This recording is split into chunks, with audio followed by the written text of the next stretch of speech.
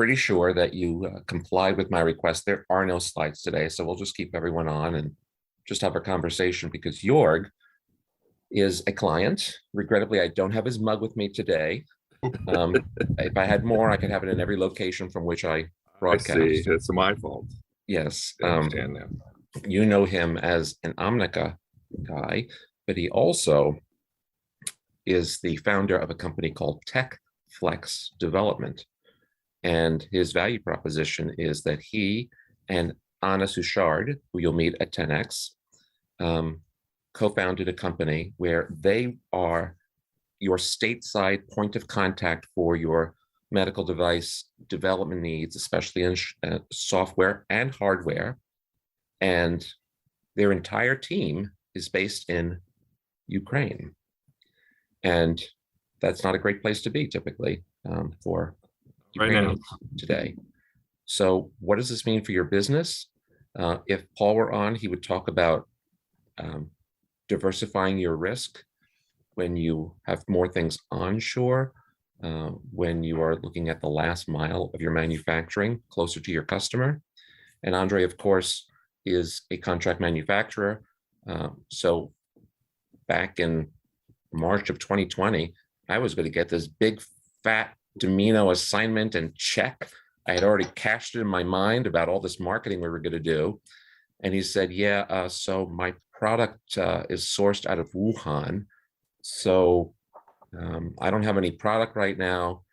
Therefore, I don't have as much money. And sorry, man, you're just going to have to. And then it hit me. I was like, wow, I understand we shut down restaurants, shoe shiners, airlines. These people are really in trouble. I write for a living and I'm getting hit. This is a big deal. So I sold all my stocks and missed out on the entire run of 20. Let's not get into that. Let's not talk about forsaken opportunity. Jörg, you know what I'm talking about. Jörg, that's a hell of a setup. Tell us about what you're doing today. You're on the phone with Ukraine all the time.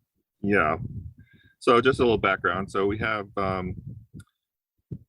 we do both hardware and software. We have actually multiple teams. So we have teams, software teams in Lviv, which is a relatively quiet area at the moment. And we have software and hardware teams in Dnipro, which is in the on the river in kind of more central part of the country. We have about most of the business has been hardware development. So we've been developing complex medical devices and respiratory care and laser-based cart systems for aesthetics, robotic surgery systems. So pretty sophisticated projects, that are multidisciplinary, require all the firmware, electronics, mechanical, etc. So primary, it's kind of, I'm actually quite depressed because it's been a very, if you guys can recall to COVID, we didn't know what was going on and the information is changing every day. And, it's very stressful. And the same is true in this scenario. I mean, literally don't know what's happening hour to hour. So far, our teams have all been working. They actually see it as a blessing to have something else to think about besides what's going on in their country. So the teams are working from home primarily. That basically covers 90% of what we can do. So the big issue will of course be, and it hasn't affected us yet, but it will of course be procurement of components, supply chain stuff, getting things in, getting things out. As of yesterday, they were still able to receive shipments. They come in through Lviv, and there is a domestic shipping group still operating, but who knows how long that's going to last. So it's really the biggest concern for us right now is how are we going to deal with that. We have backups going on continuously, so we're using Google Drive, and we have shared folders, and so everything is continuously backed up. So if something really bad were to happen, we have data here. And it's really frustrating because they're like you and me. They're highly educated. They're like the people on this call. And they could easily be on this call just like any one of us, and the things that they're having to go through it just seems crazy to me. But it kind of hits home for me because I come from an immigrant family. My father and my mother were in World War II. They were children during World War II. My father was a runner, they called them. During bombing raids, they would take children like my dad, and they would use them as messengers to go between various bomb shelters, and they would run through the streets during the bombing raids, and that's how communication was handled. And he did that when he was a child. So all that, and it just kind of hits home for me because it's I grew up in a family that had at least some experience of what this is like, and my dad arrived here in 1963 with $17. So all this is kind of brings it all full circle, so it's very depressing. We are working really hard to fortunately we have a client who works in the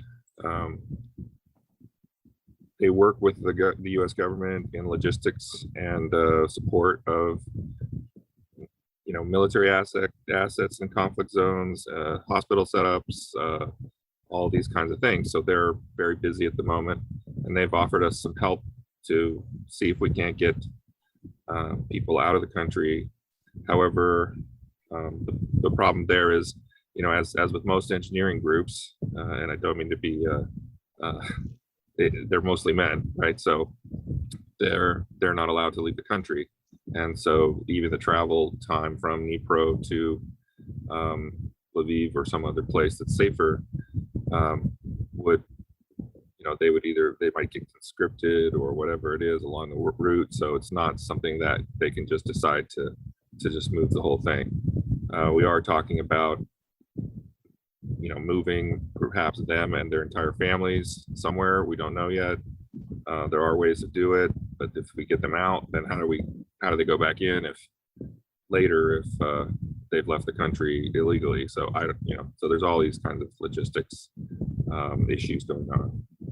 So there are also, I think you've probably read, that there are some humanitarian corridors that they're talking about setting up, and if things get really bad, there are some locations being set up and this is not publicly known, locations for massive refugee outpourings within the country, but obviously they're going to be near the borders of Poland and Romania and such. So that's kind of all I know at the moment. I have a call with them a little while later, and I do, we have been continuing design reviews and weekly calls, and but it's been and we also have other contingency plans. We have a group that we worked with for a short time in Kazakhstan that we would like to see if they can either take on some of the activity or something like that. Other options that we have, at least as far as prototyping, I think Omnica has a strong prototyping capability, and I'm sure would be willing to help out if it came to that, where we could make some prototypes here. But really, it's about the people, right? The people is the most important thing first, and that's what we're focused on right now. Is Jörg, sorry for interrupting. Did you, for example, the people that are in Lviv, are they in their homes, or are they going to an office or? Homes. Everyone is pretty much in their homes. And the group in Lviv is software, so that's much easier to be working from home and continuing to work from home. Pro one is the hardware, where it's a little more difficult to do it all remotely. Yeah, homes is just the safest place. You know, people are not, you know, there's curfews, you don't want to be on the streets. You know, if you're they're setting up checkpoints and all this kind of stuff, so you can't. Right now, there still is, I think, one person working in the office in Pro who can coordinate getting shippings, you know, and some of the test equipment and things like that. So we're kind of taking inventory right now. As of yesterday, we were taking inventory of what cargo we would need, let's say, if we were going to evacuate the whole group. But again, that's secondary to the people. And what about their personal needs, things like food, water, and so forth? So far, they have everything. You know, they have they have food, they have water, they have energy, they have internet. You know, and that's why the work keeps going. But you know, just to give you an example, Dnipro is about 3 hours drive from that Russian nuclear power plant that the Russians took over yesterday. So, you know, that's 3 hours drive away. So it's not real far. Right. Now, that doesn't necessarily mean they're going to advance from there further. I mean, that was obviously a strategic target, but you know, they are in the path of the Russians trying to connect from their southern invasion and their northern invasion, right? They're on that path. So at some point, that might be maybe an issue. I know the media that we get in the US is skewed. Some things catch our interest, some things don't. There can be entire genocides in some African nation that we're scarcely aware. Right. We're being bombarded daily with Ukraine news, so it's right on the top of our minds. And yet, and I'm sure there's a historian on the call, or certainly someone who's more aware than I can't think of an equivalent in my lifetime, well, perhaps not in my lifetime, in the last 2 decades, of an invasion of another country. Can any of you? Not at this scale, certainly, and not this close to Europe. Yeah. In Europe, I guess you could say. You know, one of the reasons we chose the topic that we did today was not only, of course, its timeliness, but we're Paul here talking about the resilience of your supply chain, and yet I'm hard pressed to think of anything that safeguards you from the invasion of your country. Yeah, for sure. And your country being bombed. Yeah, I mean, it's probably the most personal experience that I've had in my life of this, because, you know, these are people I talk to every day. They're friends. I respect them, and you know, so I can just imagine myself, you know, or any of us sitting where we are, and, you know, the air raid warnings going off, and, you know, bombs and rifle fire and all that stuff. Like the other day, we were on a design review call, and, you know, she said, well, the sirens are going off. Can you hear them? I don't. You know, it's like, I'm sorry if the air raid sirens are bothering you. Yeah, exactly. Like my dog is barking. You know, yeah, Elliot, you know, stop. it's just like, okay, this is not. It's just very surreal. So I think, yeah. So it's frustrating. It's depressing. Yeah. I think probably with my background, it might hit me harder than others, but, you know, you got to think about these people who are just, you know, not, you know, that are just their lives are just being, I mean, think about the whole country. You've seen the pictures. It's just, you know, they're destroying stuff. Even if everything was over today, you know, years of rebuilding will be required, you know, even as of right now. And from what we're told, right, the destruction really hasn't even started yet. So that's. I keep wondering about, just even if it's just a rebuilding, it's more just rebuilding is problematic, but it's trust also. It's that safety feeling that you have when you walk down the street. I mean, my heart's been breaking because it's like, how can people piece their lives back together? Yeah, I don't know.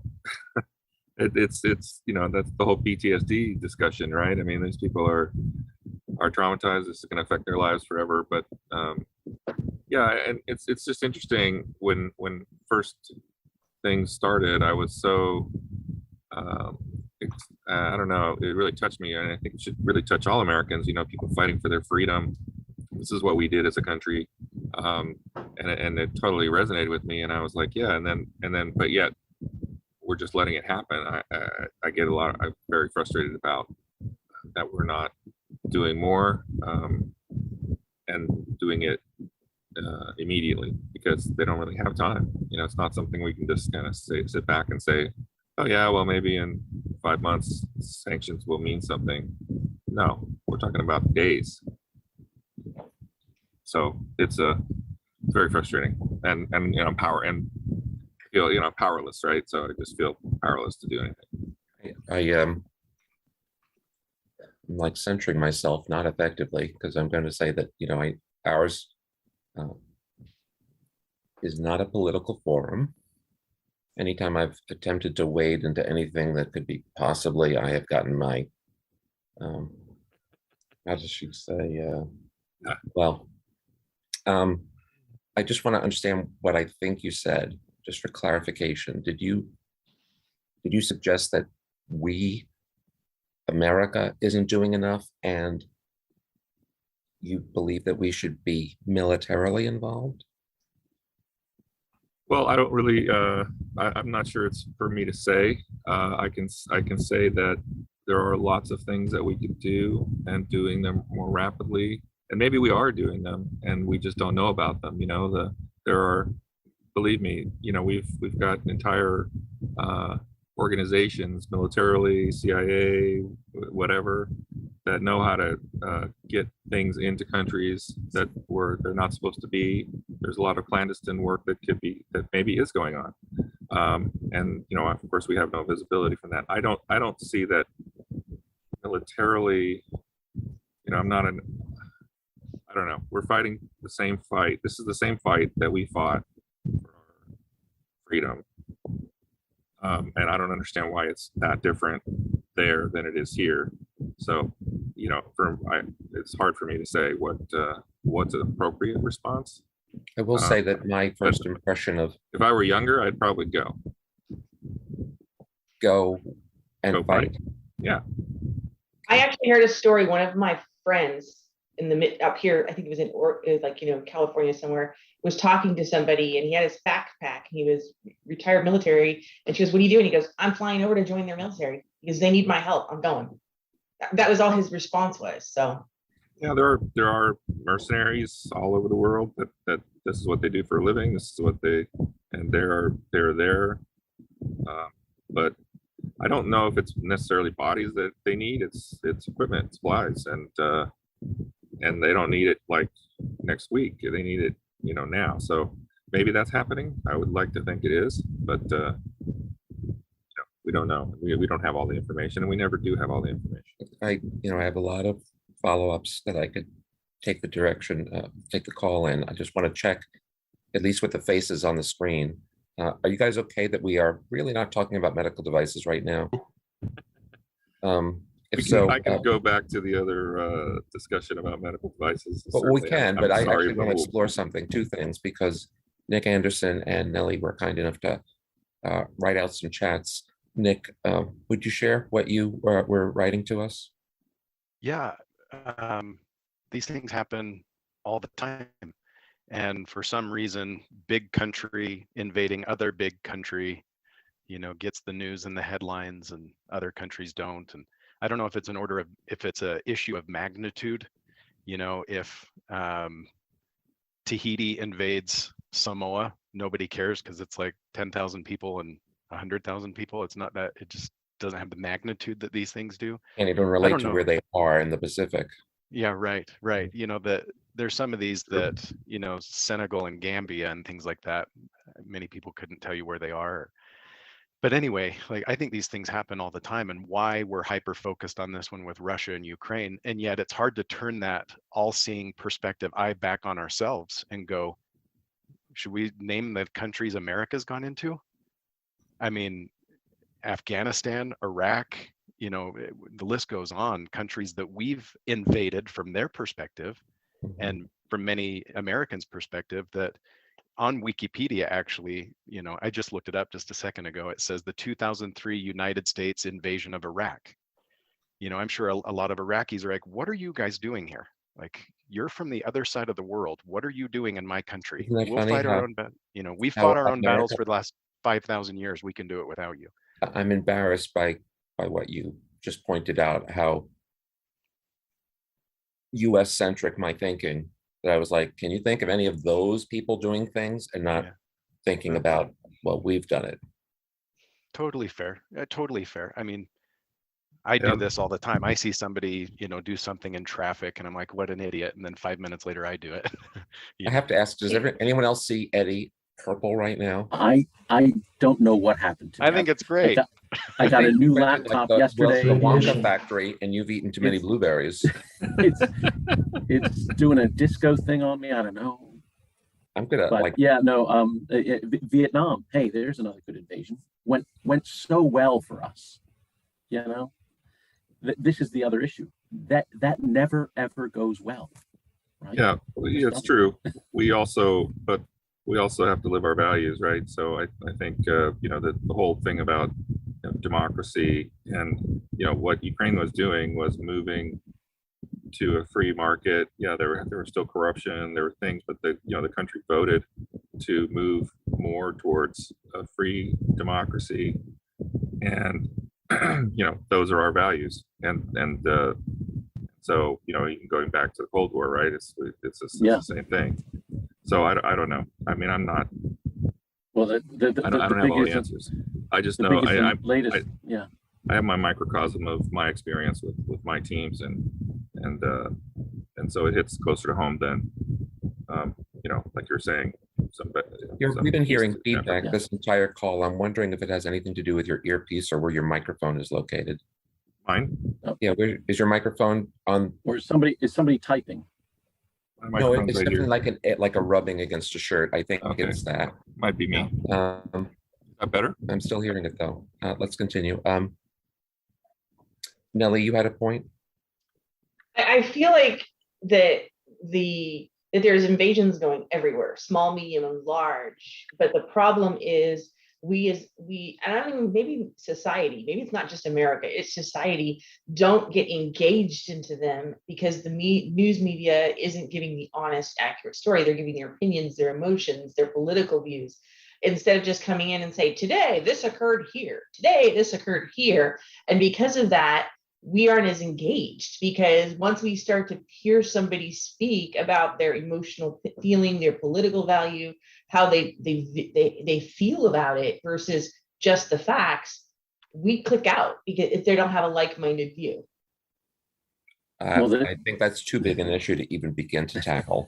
I'm just saying that's my perspective, because I think Nick is right. I think there are a lot of things going on. And then if you look at, you know, why did we go to Kuwait? Why did we go? Because my husband was deployed to Kuwait for a year.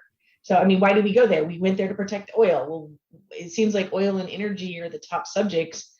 And it's just, you know, I don't know. Don't get me started. I am a conspiracy theorist, by the way. I just thought I'd give you that declaration right now. Yeah, I I mean, do have it a was friend who's the CEO of a medical device company, and about 3 years ago, maybe 4, he stopped all news consumption. And you might be like, well, how can you actually do that? He's doing quite well. And every once in a while, someone will say, oh my God, have you heard about this? And they'll say, no, what happened? And they'll tell him, we'll be like, oh. And it just leads him to a place of clarity in his thinking, where it's not so bogged with these things that are well outside. Every moment we spend feeling sad about Ukraine is a moment of, you know, those thoughts. When I perish, they go with me. It doesn't matter that they ever happened. You know, it's just we're taking our brains to a place that I don't have an action item here. Now you might argue, well, there could be an action item. You take out your wallet and you make a this, or you do a that.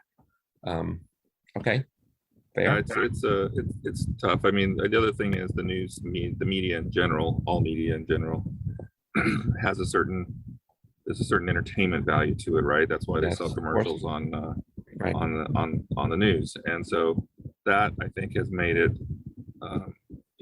this whole sensational type of That's why we have a coverage. spin nation, yes. And it does get your emotions, and that's what they're counting on, right? So I think it is actually a good idea sometimes to take a break from watching the news and so on, because otherwise you just go down a rabbit hole of, I'm going to try to steer us back to medical devices after I squeeze in one more question, just my curiosity. When you talked about your dad as a runner, yeah, two things. One, your dad is no longer living, I Correct.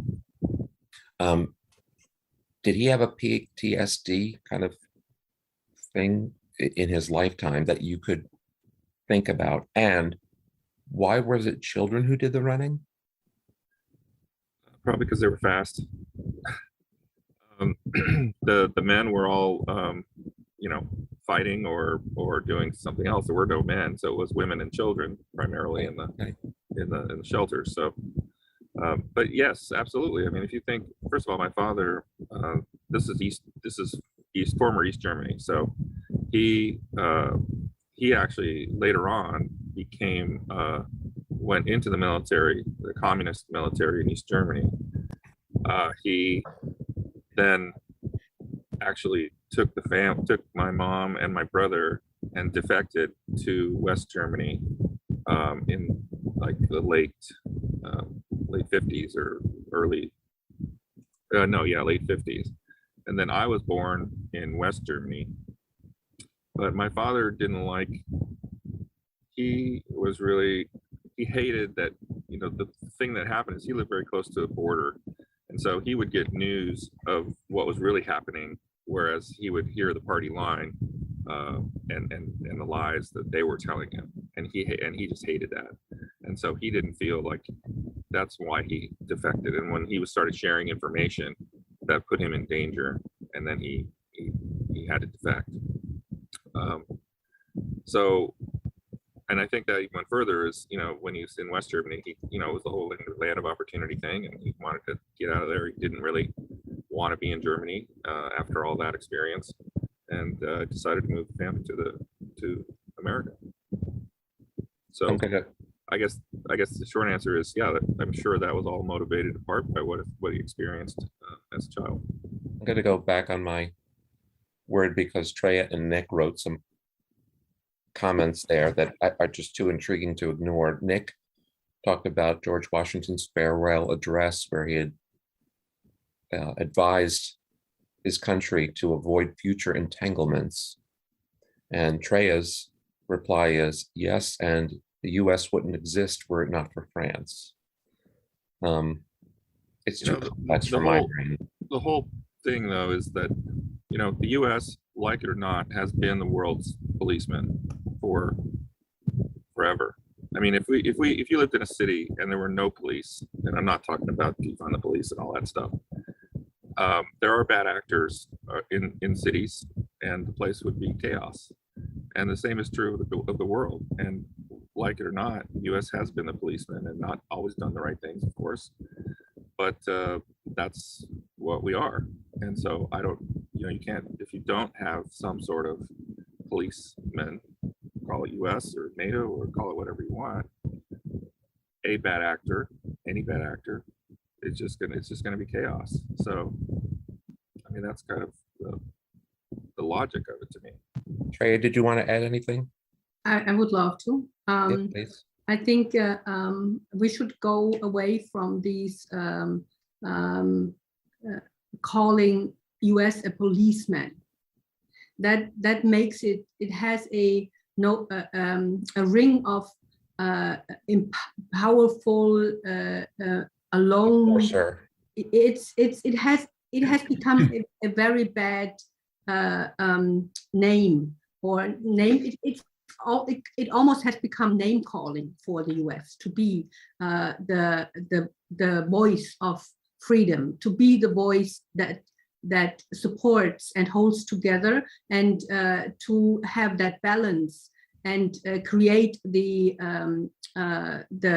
buffer in between things that we have to defend. Did we have did the US have done things wrong? Absolutely. But the overall thing is that personally, we all do and grow and learn.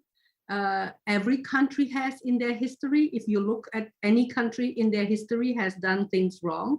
And if you look at the rap sheet, what the US has done right, it outweighs what they have done wrong. And I personally, as a European, and I'm mixed, I'm German, Spanish, and Russian, I highly and deeply, with having my ancestors being in the gas chambers, killed in the gas chambers, in the concentration camps, I deeply appreciate what the US has done. And I can live with what they tried to do right and didn't do right. That's all I have to say. Thank you. I'm curious, with you having shared your ethnicities, where did you grow up? In Germany. I grew up in Germany. I decided 12 years ago to immigrate into the US. Yes. After my mommy duties and wife duties have been accomplished, I said it's time for me to concentrate on me and do what I want to do. So that's when I chose the US. And what was your motive? My motive was I've traveled extensively. I lived in different countries in Europe. I love Europe. But having experienced business-wise and privately the US as a country and getting to know how things are handled and work here, I deeply appreciate the opportunities and the way things are always renewed. So with immigrants coming in, I think that's the biggest power of the US, because we always reinvent and get challenged to do things differently and rethink. So that's something I think Europe countries lack, are not as much. I don't think, not at all, but I think that's the strongest power that the US has. So, and that draw me into this country, and I love it. I could live anywhere. I chose to live here. So that's the biggest compliment I can give to this country. What state are you in? In Georgia. Okay. I'm just curious, you're good about your background, sharing your brand. Is it your company? Did you found this company? I founded, I'm self-funded. Mm-hmm. I own everything in my company. I have. So you're rich. Inexperience, definitely. Yes. Mm-hmm. Definitely. It's not about money. It's a passion of mine. So my company and what we do is a passion of mine. I struggled all my life with fitness and with being healthy and being able to keep a healthy workout routine. And I know what we can do. I have an experience. I use my own product. I love my own product. So that's where my passion is coming from. Well, if you like, I'm just in front of our guests here. I invite you to be a future speaker to tell us about your business and have all of our functional minds think about ways to get you faster, better, cheaper to do things than you can on your own. Oh, I would appreciate that. I would definitely appreciate that. And I want to say thank you to everybody who contributes. It's been so valuable to me. I mean, just listening to you guys is an experience. It's like chocolate for my soul. So that's what I wanted. That's what I wanted to finish with. Now I am Love totally. You and I, we are on the same. Yeah. Soul You have chocolate. that ice cream even more so. There you go. What do you got there, Nikki? Soul chocolate. What is Soul it? Is it chocolate. called soul chocolate? No, it is now. Just What is it? regular What chocolate brand you from got there? Trader Joe's. Okay, well, expensive enough. In an attempt to make this have anything to do with medical devices again, Andre Domino, you've had to handle disruptions, perhaps nothing as great as an invasion, but certainly COVID was. If you take yourself off mute, what counsel, in Paul's absence certainly, can you give us about ways to insulate yourself or to be flexible enough to adapt when this kind of, when a disruption of this magnitude happens? Well, the disruption that we're actually feeling throughout now, not specifically related to Ukraine, although I did wear the Ukraine colors today specifically for Jörg. Noted. But what we do is we spend a lot of time now working out alternate components and alternate design work with regard to the devices and qualify things in advance because of the fact of the potential disruption that could occur in the supply of materials and so forth.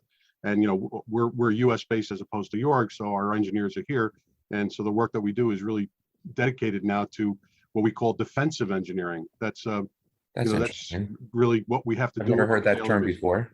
I made it up. So you got to TM that bitch. Yeah. No, I told that to all of our clients. We spend, they actually retain us to take their designs and just go through a whole series of alternates for components, all the raw materials and so forth. So therefore, we're not talking about first or second source. We're talking about fifth, sixth, seventh, eighth source potential. And we have a list that we've created. Let's take an example. Let's say steel. I'm just making something up. Is a key component. You have a contract with a company for delivery of steel, and you've identified another 6. What arrangements do you actually have with the other 6? Well, we first of all, the most important thing is qualifying it as a replacement. So fair enough, understood. So but once that's the second company, is there anything written that says in the event of you are contractually obligated to, or do you just call them when something happens at company A? Yeah, when it comes up, we start going down the list and just start either placing purchase orders, getting quotes for what's available, what stock they have, when they can deliver, and so forth. So it's a question of quantity and lead time. And then that insulates you against company risk, but not industry risk, not geopolitical risk.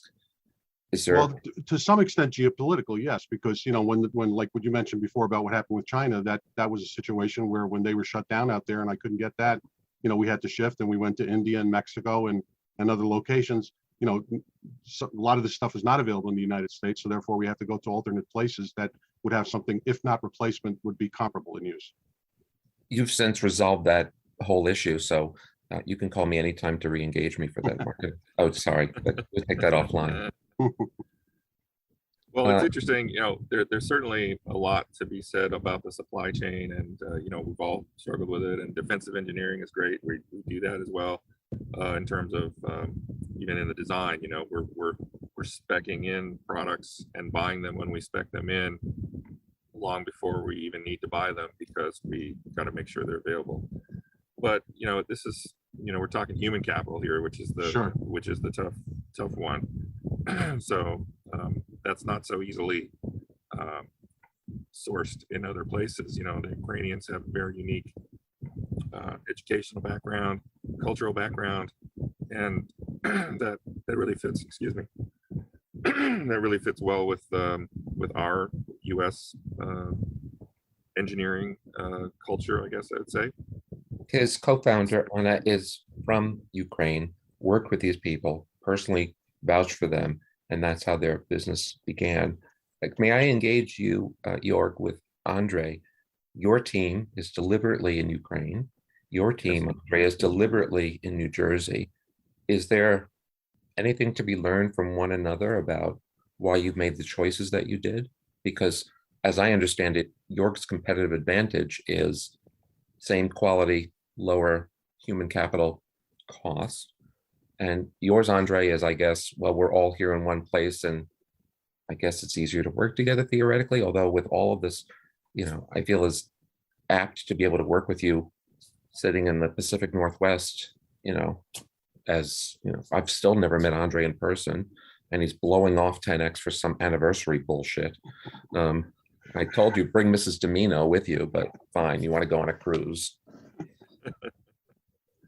Well, I mean, I could tell you specifically, we actually promote the fact on an old school basis that all of our resources are in-house. We don't outsource, that everything is, we talk about speed to accomplish things and so forth, because we are in-house, literally can work 24 hours around it. Now, I know that you're going to say, well, you can do that remotely too, but we feel that there's a certain a sense of being able to accomplish more when you're all in one place. Show of hands, who still believes that? Hold on, if I may, show of hands, who still believes that we accomplish more when we're in the same building?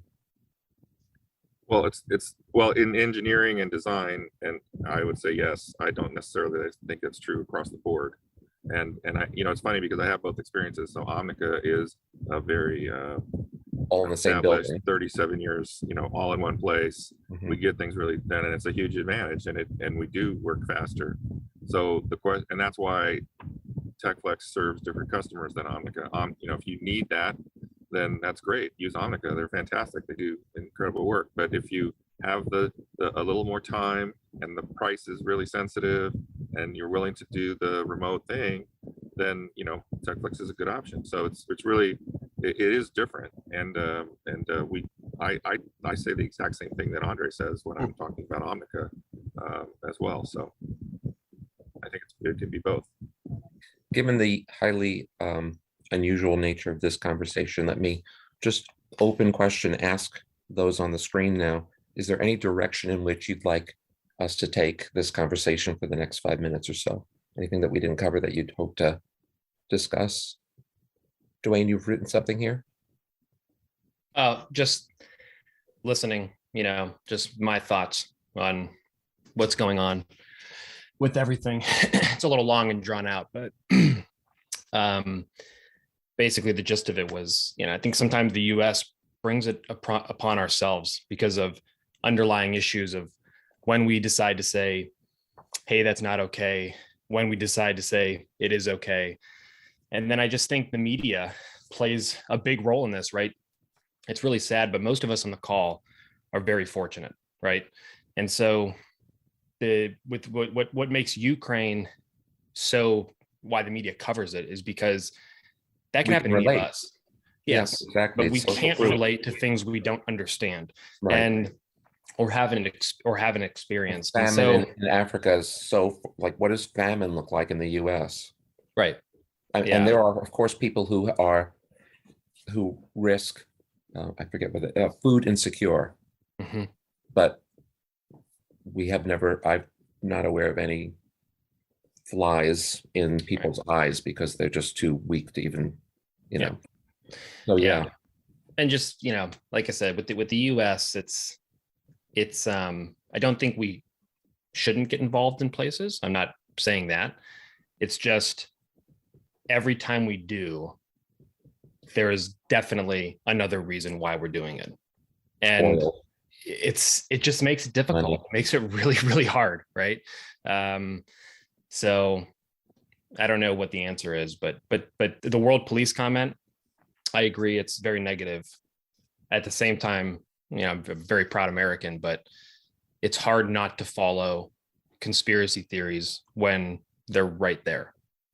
I will say that, you know, when the first talk about sanctions came out, I was like, oh, that'll help. You know, we're not good at this or we're not good at that. That's going to deter. But I'll say that again, biased by the media I've consumed, I've been really impressed with the world response about how many are completely isolating them, shutting off Swift, and all these people saying, you know, like Google is denying service, and like all of these things that it's going to hurt the Russian people personally. And I bet if they were free to speak, most Russians would say they're not in favor of this. Mhm. I was on the phone with a friend in Germany a few days ago, and you know, this has been a huge scare. I mean, they cannot even believe that there's, you know, tanks an hour or two flight from Germany. You know, and so obviously it's been a huge shift. So it has, and you know, you saw 500,000 people protesting in Berlin. I mean, this is amazing. So does anyone on the call believe that good eventually comes out of things? I do believe that. Do you believe that Russia and Putin's intentions expand well beyond Ukraine, or recapturing that which was the USSR? Absolutely. You do. Absolutely. You think they want to take over Europe? They want to put together USSR. They want to put it back. That I get. Do you think it's beyond those borders? Eventually, but they got to start with the USSR and then go from there. Well, what's to stop them if we don't stop them somewhere? I'm not saying necessarily here, but there's nothing to stop them. And so it seems to me that I don't really know what the motivation of Putin's motivation is. All I know is that it's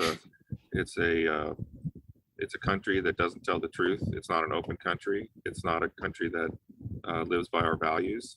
And so having someone with that much power in that close proximity is not, just to me, doesn't make sense. But yeah. And I think, you know, the other thing too, like food for thought, right, with Putin is these sanctions wow, they cut him off from the rest of the world. Is that punishment for him? I mean, he Well, just yeah. passed. I don't think it is. He just passed a law that if you protest, you go to jail for 3 to 5 years, or that's like the maximum time, right? I honestly think he would be completely content living similar to North Korea, completely off the rest of the grid. He can control all the media that comes in. I mean, you're just talking about a larger population. It's not, I think that's the whole point, right? These sanctions are great, but if you're isolated from the rest of the world, they mean nothing. So if they end up doing that, I certainly hadn't made a North Korea parallel, and I'm certainly not smart enough historically or geographically. I just think about Russian tundra versus, I don't know what the natural weather conditions are for North Korea, or for that matter, who are all of North Korea's trading partners that they're able to. Yeah. Look, there's so much there. I'm just saying, is eventually sanctions are not going to stop what he's doing. So we're going to have to either consider military action or not. I mean, it hasn't stopped him yet. So people don't understand that the economy is, the ruble is the public economy. There's a whole black economy in, that Putin survives on, that's not seen, and that's why he's impervious to a lot of traditional sanctions. I do agree that these sanctions are much better and stronger than what we've ever done, I think. But it clearly hasn't slowed him down. Well, not yet. I will say, Treya and Nick have been passing notes along during class, and we'd like it if what if you got there on that piece of paper and tell the rest of us what you guys are doing there. Stand in front of the room and what are you guys talking about? You're both on mute. Unmute one of you. We were just both making fun of the teacher. I'm just saying. You just draw a little mustache on me, and yeah. You already have that, so no, just a little growth.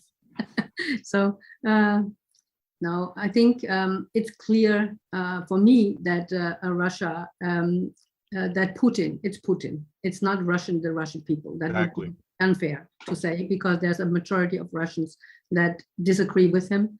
And that's why he has to put those laws in place to put them in jail when they demonstrate. Because if he would be very secure in his seat, he would not have to have these laws in place. So that's the first thing. I think then Crimea, the extension of Crimea, that's an aggressive act. We'll let that slide. So that for me, that was for him testing the waters. And Ukraine now is just the follow-up. And he will, if the world would have stand by and let him take Ukraine without any sanctions or any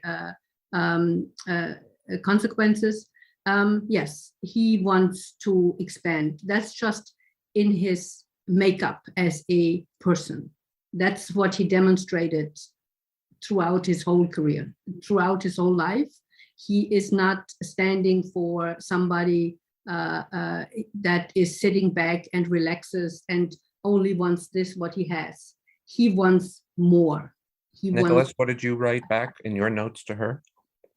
Oh, I just said that in terms of U.S. immigration, Europe, I don't know where Brexit or any of that, I don't know how that affected any of this. Is Ireland still Europe? I consider it Europe. I don't know. It is definitely, yes. Okay. But, Ireland is the first European country. And then after that, you've got to go down another. Switzerland after that, is probably number 25 on the list until you get to another European country. Historically, yeah. What are you talking about? Number of immigrants coming to the United States. Immigrants. But historically, it's much larger. I mean, Nick Anderson from Norway. But Joe, real quick, my comment, and I don't know if anyone else feels the same way, but going back to our discussion about the media and all of that, I'm now to the point where I'm like, am I even being told the whole story? Why are US senators wearing a Ukrainian flag during the State of the Union address? That when I find myself agreeing with George Soros, I'm like, okay, hold on a minute. Like, is the Ukraine this bright, shiny, Sunday school kid that is guilt-free, that is not a corrupt country? That I'm not saying I agree with what I'm saying. I'm just illustrating that I think many Americans are getting to the point going, I don't even know what to believe anymore.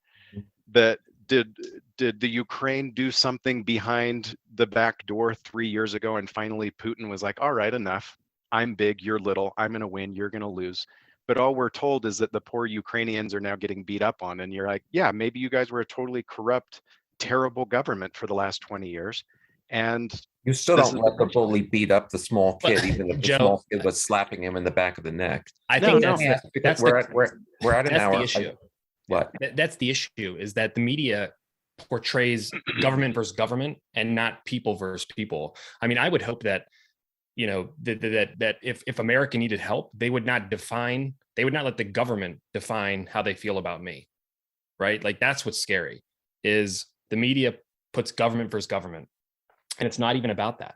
It's about all those people that we were talking about at the very beginning of this. Mm-hmm. It's not about the government. I don't care what Ukraine's government does. I know those people are worth defending. Mm-hmm. Another thing that I know I'm introducing something new, but it's interesting to me that apparently Putin has tasked some 400 soldiers specifically to kill Zelensky, who, again, from my media consumption, is being heralded as man of the year of the world, heroicism. Look at him, he's funny, charming, handsome, he dances, we can relate to him, we love him, look at his beautiful family. And how the world would respond if he were in fact assassinated. Like, that would be like, okay, now you've really pissed us off and we're going to have to do something. I just don't see how that could work in Putin's favor. Well, that's his MO. So that's not the first one. He puts out a assassination, and it's not the first one who died because of that. So we should keep that in mind. He's killed opposition. He's killed other leaders. He's killed a lot of people. But yeah, and this is the thing. This is the kind of person that you're dealing with, and the question is, how far do you let him go? Okay, Nikki. Yeah. Okay, well, there is no natural end to this conversation. Yeah, I'm sorry if I dragged everybody into a medical discussion. No, it's okay. I mean, I do medical device development, believe it or not. Would you like to close with the medical device development pointer for us? That'd be fitting. Well, I guess it would probably be the hot topic, as Andre said, is the supply chain. And I have to say, and again, maybe I'm just on a pessimistic road here, but the problems are getting worse. They're not getting better. Great. So more and more planning has to go on, and in terms of doing it up front, even buying stock at risk if you think you might use a component. But of course, that's causing more problems because everybody's doing that. So I don't know the answer. Maybe that's a good topic for discussion. Well, you and Andre will be returning on March 25th to answer the question, don't prototype unless you ... question mark, which is a real cliffhanger, clickbait. Next week, we have Michelle talking about the implications of the end of COVID emergency use authorizations, followed by Rob talking about how to create an IVDR quality plan.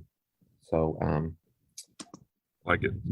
This was a great week. I appreciate everyone sticking in and talking with us about something off topic, but I think cathartic for us to unite and talk, and this is what family is about. So that's why I appreciate it. Thank you, guys. See you next week. See you. Bye for now. Bye. Bye.